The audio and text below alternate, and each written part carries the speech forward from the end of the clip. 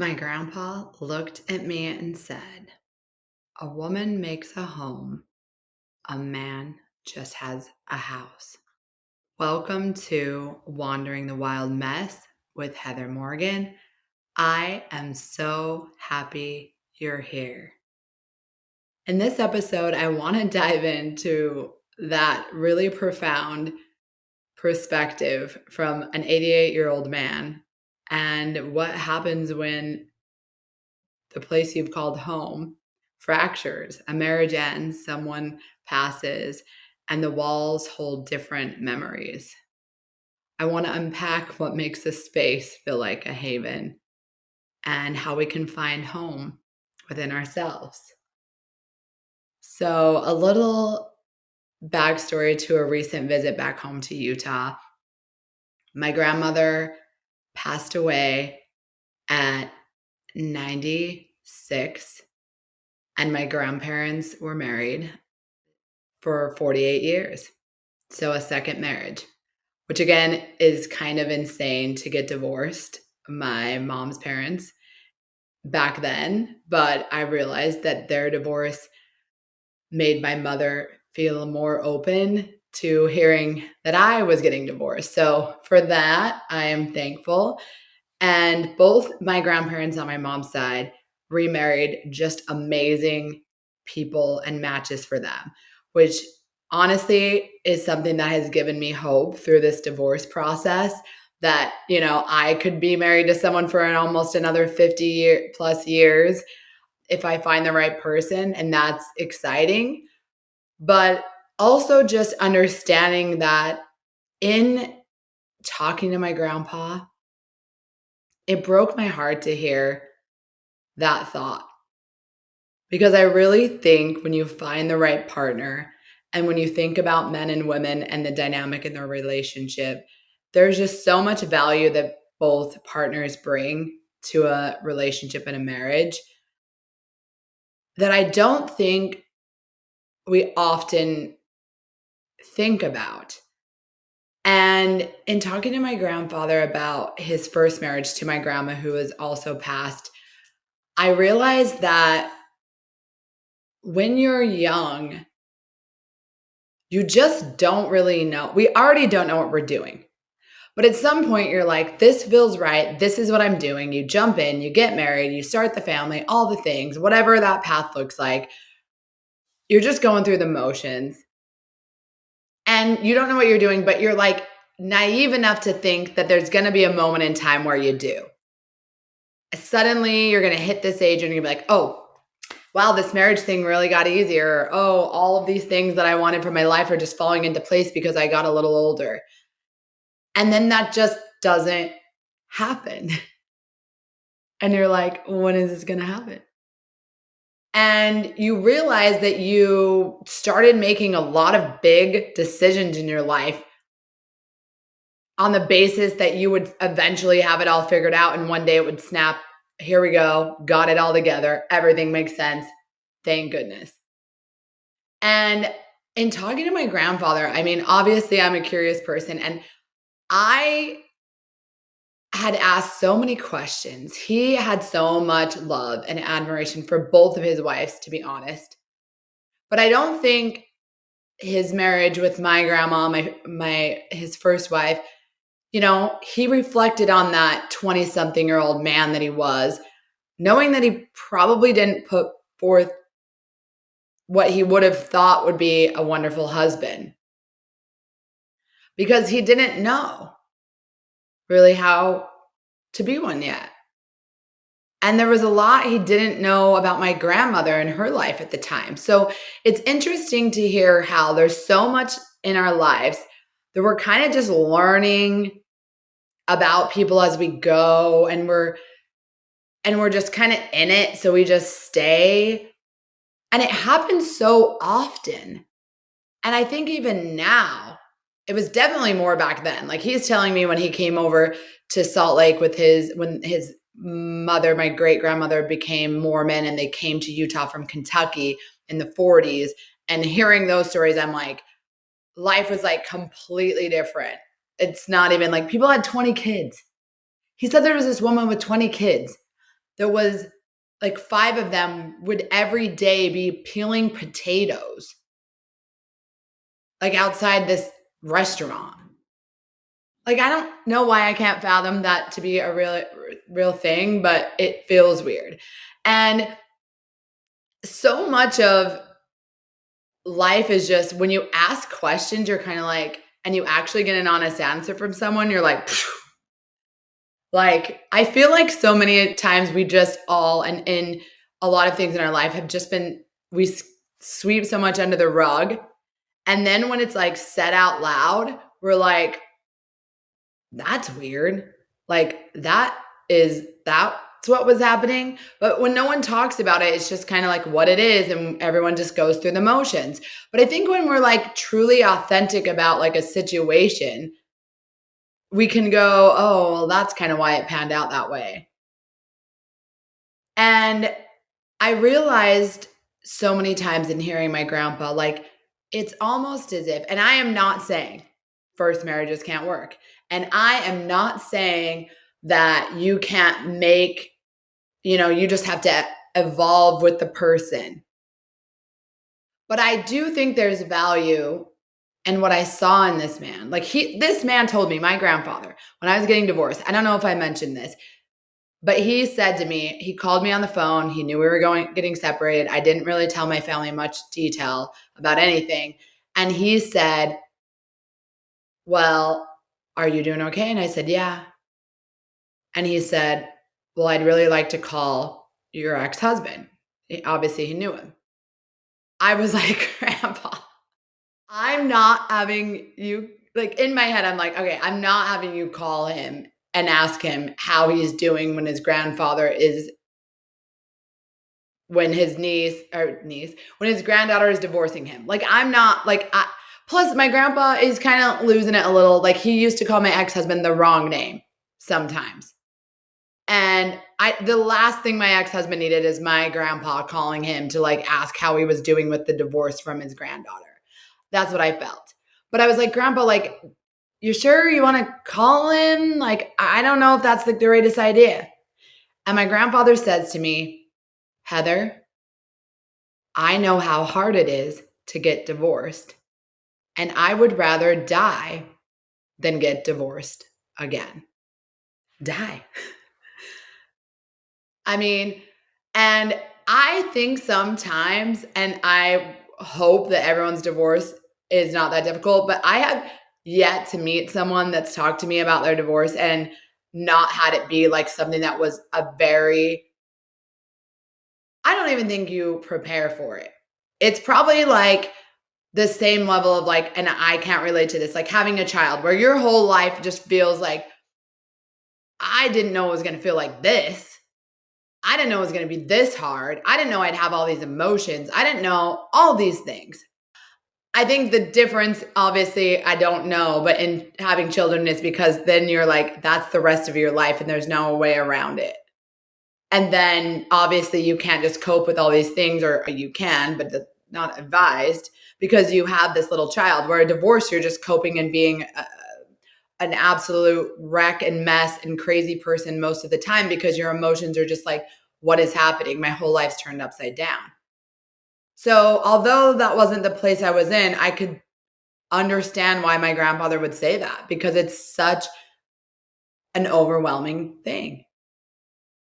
But the silver lining is in this next chapter when he married my grandma Ramona, beautiful woman from Wyoming that came up to Salt Lake City, Utah for a new life after she had raised her boys and they joined the military, and she came here and started a new life and met my grandfather while he was walking to go meet this other woman at the same apartment complex that my grandma lived in. By the way, that was a whole other story. And it's just weird to me. But so then he meets her, and then they spend the rest of her life together. And that's beautiful. And I think sometimes when you're young and you get married and you don't know what you're doing, the time away from that first marriage allows you to reflect on how you could have been a been a better partner or found a better partner for you. I think there's so much convenience in people that you are drawn to when you're young, and there's so much evolution that sometimes you just can't show up for yourself or your partner the way you need to because you don't know how. And you both don't know how. And as I sat there and I'm at the funeral, and my grandmother was getting cremated. So her funeral was a few weeks after her death so that she could have family from Wyoming and other places come. And I realized too in this, as we're standing there, and we never really talked about the Mormon religion. So my grandmother, she was not Mormon. And so we never talked about it with her, which was fine. But she always still supported us. So it was beautiful, like coming to my baptism and all the things. But she was Catholic. And they were telling a story.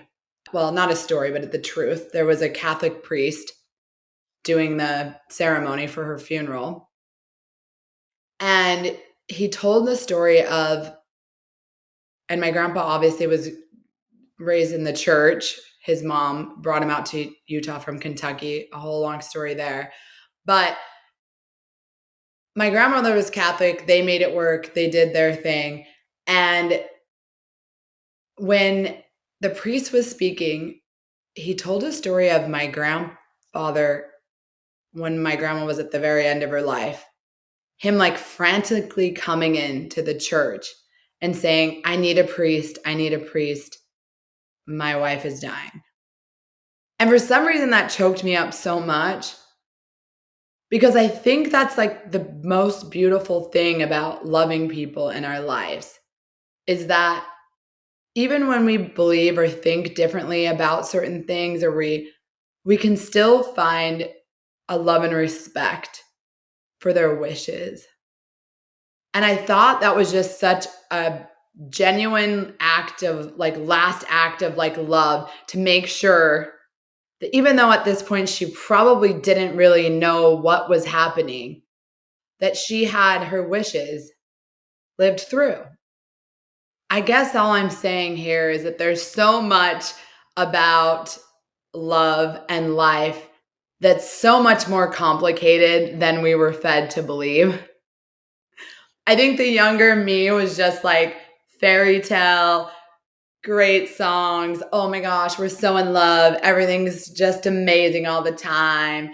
And then you're like, oh, like, what version is this? Like, I don't know. Like, why I thought it was supposed to be totally different. And then you start learning more about other people's lives and you're like, what? What is actually happening? And it's just so wild to me that we beat ourselves up and put so much pressure on ourselves to have this like perfect understanding of life and how to be, and especially at such a young age. And we just never get there. We just evolve. We just hopefully self-reflect enough to grow and to mature. But some people, it's wild, but they never do. They never do. I get told that all the time where people are like, I talk to people of all ages all the time. I'm just a curious mind. And I realize that like it's a lot about where do you want to evolve your mind? Because I think there's some people that are stuck in a place of I'm not evolving here. And then there's other people that are like, I never want that to be my life again. And it's almost like you can create a whole new one. It seems to me like learning now about my grandparents in their first marriage and the little things that I'm learning, I'm like, who was that couple? Because those weren't my grandparents. Like, I'm like, I don't even know who they were. But you get to change who you are at any point in time.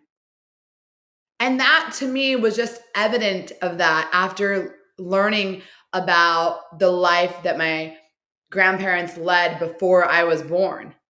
It was so different than my perception of their life as a child and up until the point that I knew anything about their previous life. And so it gave me a little piece, and I wanted to give that to y'all. That it is okay. Like, you probably won't be anywhere near the same person in the next 5 or 10 years if you care enough to evolve. If you want to see better things come from yourself, you're probably going to change aspects of your life. You're probably going to bring different people in. You're probably going to hopefully grow with your partner or find a partner that works best for you. You're going to potentially start a new career, work at a different company. Like, all of these things I think are finally, and hopefully, that's why I'm saying this message to y'all, is that I think for so long it was just like, this is the path, that's it.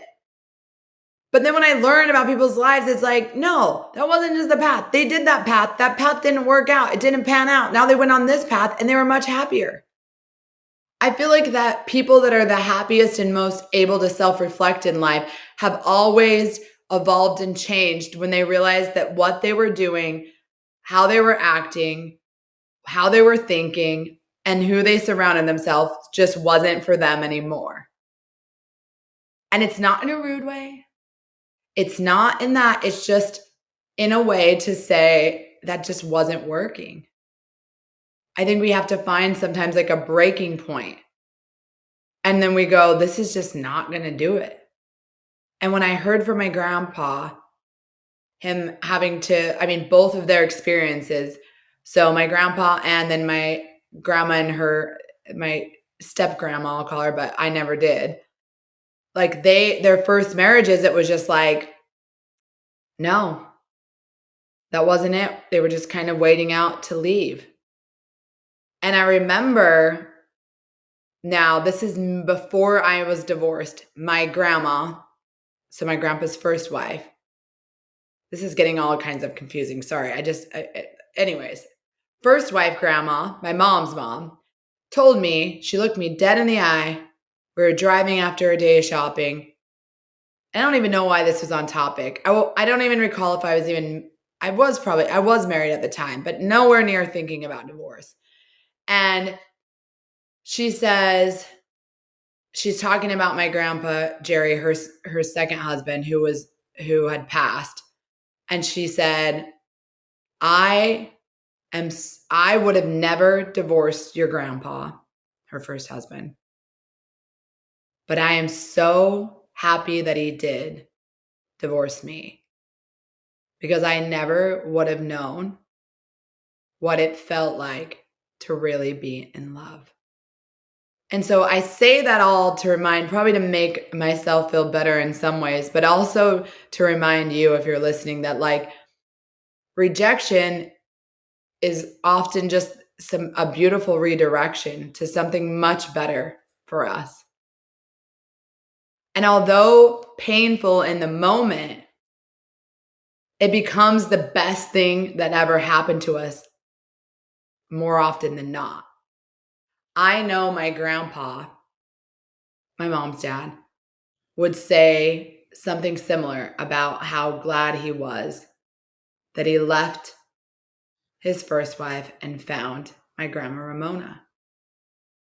And that doesn't mean they didn't like each other. Like, growing up, my grandparents, all 4 of them, the divorced ones, all came to the family events. I'm not kidding. I didn't even know divorce was weird. I thought everyone just got along after it. It took me a long time to realize that some people just cannot be in the same room. My grandparents were all in the same room. It was my baptism. All 4 of them were there. It was, if it was one of somebody's birthday, the kid, like, as my cousins, they were all there.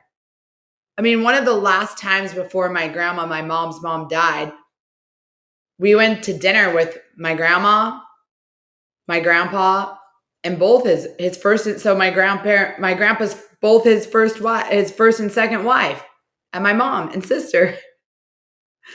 because it was just like, didn't matter anymore. And I think that just goes to show the beauty of evolving and not and being able to forgive and understand that sometimes people are just in your life for a period of time, and then it's it's over. And we can all eat at the same table because it doesn't really matter that much in the scheme of life. I guarantee you, on my grandmother's deathbed, my mom's mom, she was not thinking how mad she was that she got divorced, that he divorced her, how bad it was. None of that. She loved all of us, and she was just grateful to have married the love of her life the second time around. It's not that big of a deal. It's not that serious anymore.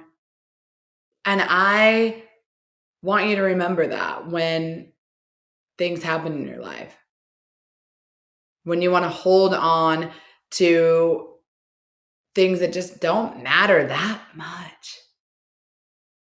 And I know I'm coming at this from a place of just, I've been messy, but I have not been mad. And I think I can be messy and do things that I'm like, who is this girl? But I'll tell you at the end of the day, like, I don't take anything that serious. It's not that big of a deal. It doesn't even matter. And it's so freeing. It's so freeing. And I want to tell you something that's so beautiful, though, because I think love is so beautiful. And life is my favorite thing right now.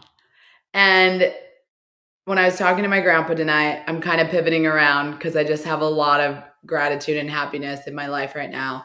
But it's an Ella Langley again line. I swear she can't miss. And I wanted this for my grandmother. So I'm kind of dedicating this to her as I bounce around on just being all right with rejection being redirection into what's meant for you. But the line says, I only talk to God every now and then, and to thank him for you. Guess he knew what he was doing when he sent you my way. You were the only chance I ever had at being saved. I know that my grandfather feels that way. I know that as humans, we all just make mistakes and we don't always get it right the first time around, but it's not that it's wrong. It's just that it's not forever. And as I think about my grandmother, the past, Grandma Ramona, I had written down like a line that someone had written. One of the neighbors, she walked every day in her neighborhood, every single day. This woman's 96. And she always had the best outfits. She always looked amazing. And even on these cold walks in Utah, we're talking like below zero, like freezing degrees, she would walk. And they said something that said that I couldn't help but absolutely love. And now I need to, I don't want to mess it up, but it said that she was a little, don't let me mess it up. She was a bit of sunshine on a cloudy day, and she probably had no clue. A stranger in her neighborhood that saw her walking said that about her. Like, how cute is that?